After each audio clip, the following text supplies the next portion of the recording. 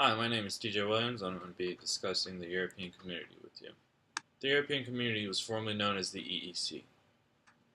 The name was changed to the European Community on November 1st, 1993, when the European Union was created.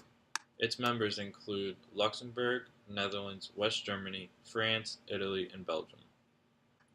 Ireland, Denmark, and the United Kingdom joined in 1973. Greece joined in 1981. And then Portugal and Spain joined in 1986. The point of the European Community was to create a common market among its own members. The European Commission keeps its headquarters in Brussels and Belgium, but some of the services are actually used in Luxembourg. The European Community is not just important to just Europe, but important to the whole world too.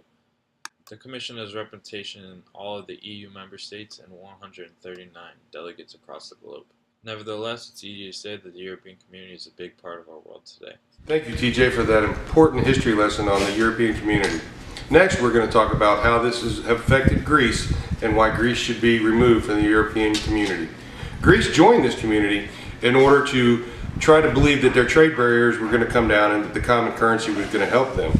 The problem is when Greece did this, they were trying to say that their GDP was roughly 4%, when actually it was at 113%, or $413 billion in debt. The growing average for the rest of the European Community was at 7.4%. Not only has this affected Greece's entry, but it has also affected their credit and rating. Not only did it affect Greece's credit rating, but it also affected the trade, which decreased by 50%. Not only that, but the stocks were hurt as well. This also led to social unrest and some protests throughout the community. At one point, towards the end of 2015, the deficit was 13%, and their GDP was roughly $404 billion, and Greece had worked to get that down to roughly 9%. One other effect this has had is that the United States is less likely to start trading with Europe again, especially Greece. This has made exports drop, and America is becoming less competitive in this edge. Also, the banks have started to cut their funding to Greece by nearly 40%, which is equating to $5.8 billion. And by doing this, this is also affecting the rest of Europe because Greece is in such a deficit and such a hole that they need to try to build this up. And my final thought is, over the weekend I was in Key West and I ran into a gentleman that I had spoken with previously in regards to this. And I spoke with him again about it, and he said that currently the situation in Greece is not getting any better.